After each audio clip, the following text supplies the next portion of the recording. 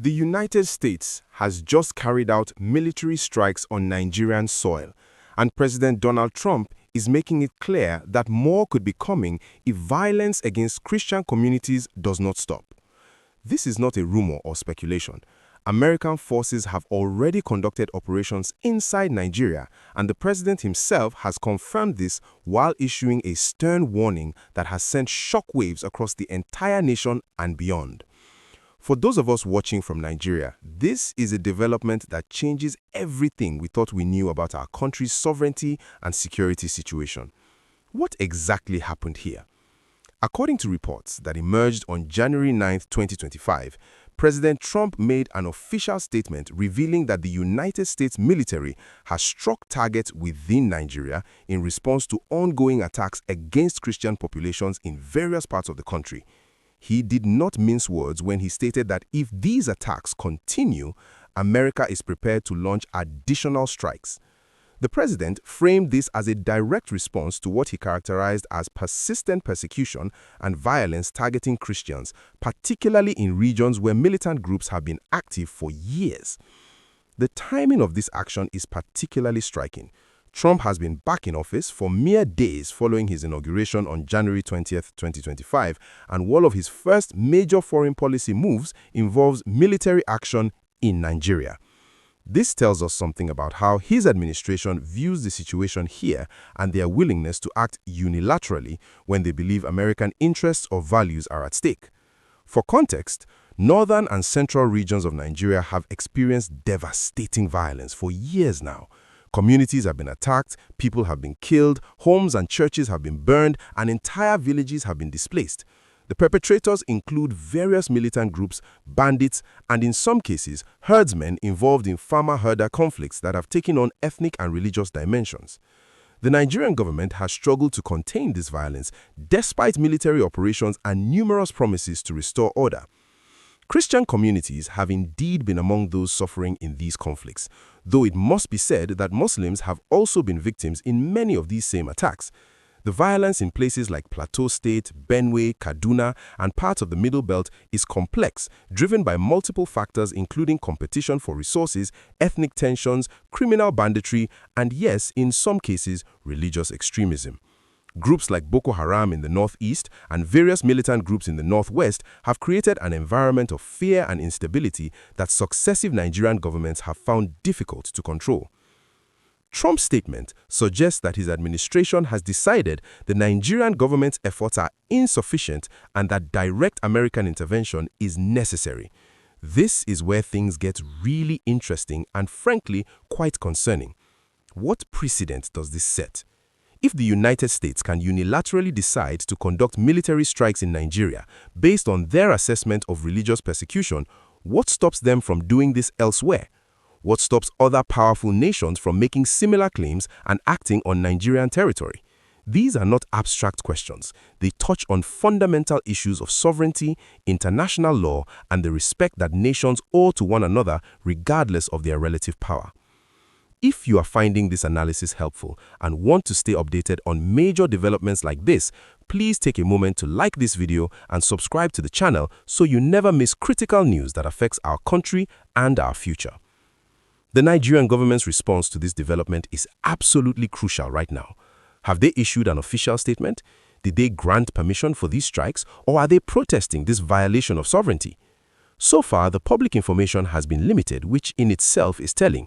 The silence or delayed response from Abuja could mean several things. Perhaps there was indeed some level of coordination or tacit approval that cannot be publicly acknowledged because of how it would look domestically. Alternatively, they might have been caught completely off guard and are scrambling to formulate an appropriate response that balances diplomatic relations with the United States against the need to assert national pride and sovereignty. The broader implications of this situation extend far beyond the immediate military action. Nigeria's relationship with the United States has always been complex, built on economic ties, security cooperation, and shared democratic values, at least in theory. America has provided military assistance, training, and intelligence support in the fight against Boko Haram and other militant groups, but there is a massive difference between cooperation and unilateral military action. One respects sovereignty while the other tramples on it. If Trump's administration believes it can act in Nigeria without full, transparent consent, what does that say about how they view African nations generally? For ordinary Nigerians, especially those in affected communities, this news brings mixed emotions. On one hand, people are desperate for security. Families who have lost loved ones to violence, who have watched their communities destroyed, might feel a grim satisfaction that someone is finally taking decisive action, even if that someone is a foreign military.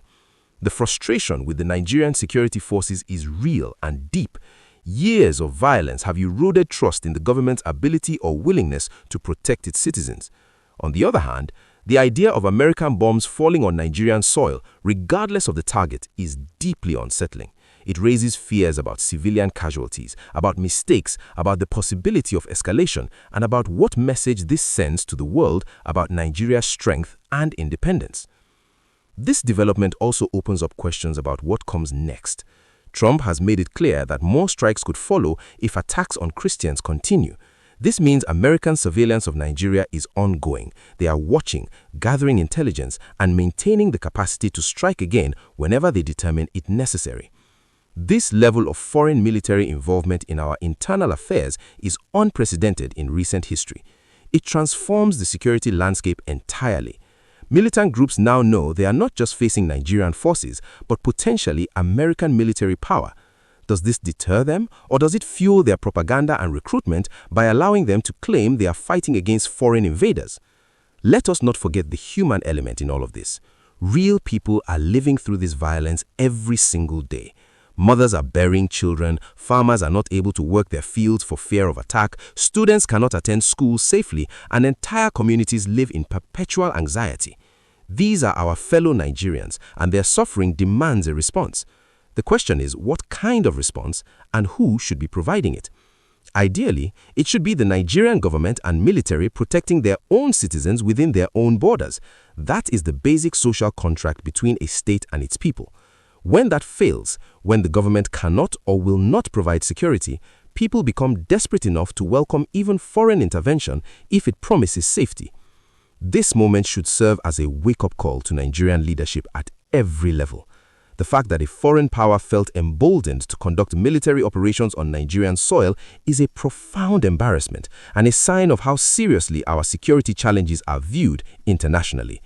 It should prompt urgent, honest conversations about what has gone wrong, why violence has been allowed to fester for so long, and what concrete steps can be taken immediately to regain control of our own territory and protect our own people. Rhetoric and promises are not enough anymore. The world is watching, and more importantly, our citizens are suffering.